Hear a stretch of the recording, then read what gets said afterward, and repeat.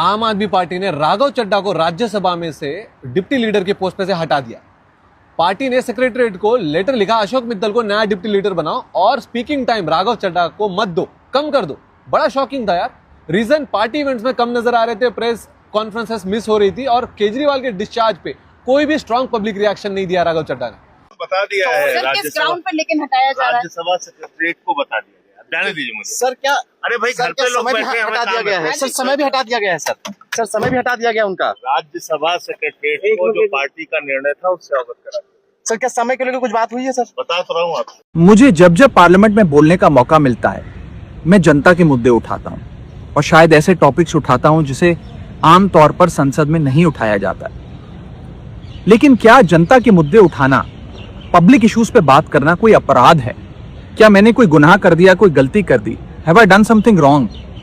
ये सवाल आज मैं इसलिए पूछ रहा हूं क्योंकि आम आदमी पार्टी ने राज्यसभा सेक्रेटेरिएट को ये कहा है कि राघव चड्ढा के पार्लियामेंट में बोलने पर रोक लगा दी जाए।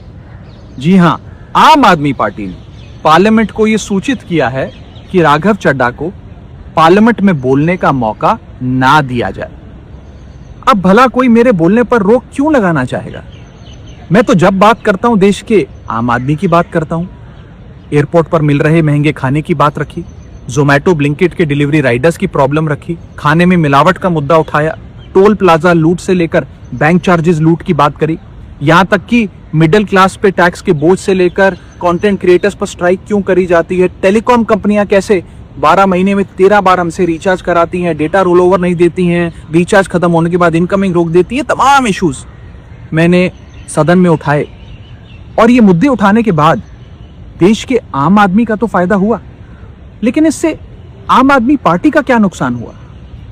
भला कोई मुझे बोलने से क्यों रोकना चाहेगा? कोई मेरी आवाज को क्यों बंद करना चाहेगा? खैर, आप लोग मुझे अनलिमिटेड प्यार देते हैं। मैं जब जब आपके मुद्दे उठाता हूं, आप मुझे सपोर्ट करते हैं, मुझे शाबाशी देते हैं, मेरा हौसला बढ़ाते हैं। मैं आपको कहना चाहता हूं थैंक यू। ऐसे ही मेरा हाथ और मेरा साथ थामे रखिएगा, छोड़िएगा मत। मैं आपसे हूं और मैं आपके लिए हूं। और जिन लोगों ने आज पार्लियामेंट में मेरे बोलने का अधिकार मुझसे छीन लिया, मुझे खामोश कर दिया, मैं उन्हें भी कुछ कहना चाहता हूं।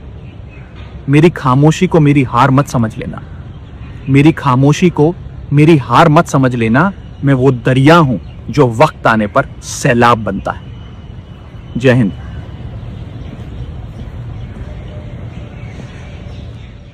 बट जरा राघव चड्ढा ने कौन से मुद्दे पार्लियामेंट में उठाए, जरा उसकी बात कर ले।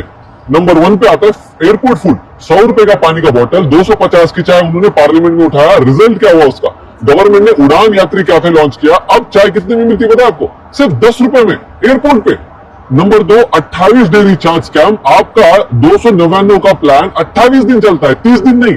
मतलब साल में 12 की जगह आपको 13 रिचार्ज करने पड़ते हैं। वो 1 महीना चुपके से अदर कंपनी अपना पैसा खा रही थी। Number 3, Blinkit 10 minute delivery. उन्होंने डिमांड की कि ये बंद करो, डिलीवरी बॉय फास्ट भगा रहे हैं, इसमें उनकी जान जा सकती है। अंडर कवर डिलीवरी बॉय बने।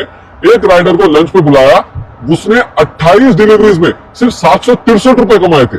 रिजल्ट, ब्लिंकिट ने अब 10 मिनट डिलीवरी जो ब्रांडिंग है डिलीवरी की वो हटा दी। नंबर 4, क्रिप्टो और वीडियो लीगलाइजेशन। उन्होंने पार्लियामेंट में बोला इंडिया वीडियो को टैक्स करता है जैसे लीगल है, बट रेगुलेट करता है जैसे इलीगल है। प्रॉपर अगर लीगलाइज करोगे तो 15,000 करोड़ का एक्स्ट्रा रेवेन्यू आ सकता है इंडिया में। Number 5, asset tokenization bill. जिस तरह यूपीआई ने पेमेंट को डेमोक्रेटाइज किया, टोकनाइजेशन से आम आदमी 500 रुपए किसी भी ऑफिस बिल्डिंग या हाईवे में इन्वेस्ट कर सकता है। ये एफडी जैसा स्कैम नहीं है, रियल एसेट पे इन्वेस्टमेंट है। Number 6, joint income tax return. Married couples के लिए ऑप्शनल ज्वाइंट फाइलिंग का प्रपोजल और मिनिमम बैंक बैलेंस पेनाल्टी को भी बंद करो बोला बैंक में से।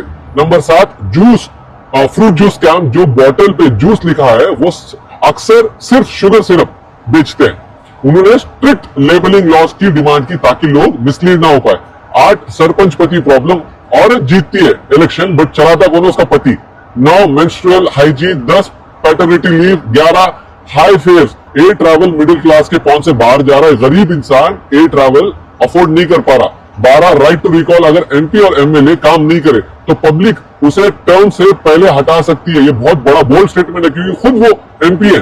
नंबर 13 फार्मर्स और एयर पोल्यूशन पे तक बात उठाई। आज मैं राज्यसभा सांसद राघव चड्ढा जी से कुछ सवाल पूछना चाहती हूँ। राघव जी, आप बीजेपी से इतना डरते क्यों? आप बीजेपी से सवाल उठाने से डरते क्यों हैं? आप मोदी जी से सवाल उठाने से डरते क्यों हैं? आज हमारा देश एक बहुत बड़े संकट से गुजर रहा है। आज हमारे देश के लोकतंत्र पर, आज हमारे देश के संविधान पर खतरा है। आज हमारी आंखों के सामने इलेक्शन कमीशन का मिसयूज करके पश्चिम बंगाल का इलेक्शन चुराया जा रहा है, लेकिन आप उस पर सवाल नहीं उठा रहे, आप उस पर बोलने से डर रहे हैं। हम सबने देखा किस तरह से दिल्ली में गलत तरीके से वोट काटे गए, बीजेपी के कार्यकर्ताओं ने गलत तरीके से वोट बनाए और बीजेपी इलेक्शन चुरा के ले गई। और आज वेस्ट बंगाल में यही हो रहा है। आज इलेक्शन कमीशन का मिसयूज हो रहा है, लेकिन जब तृणमूल कांग्रेस और पूरी ऑपोजिशन इलेक्शन कमीशन के खिलाफ इंपीचमेंट मोशन लेकर आती है तो आप उस पर साइन करने से मना कर देते हैं।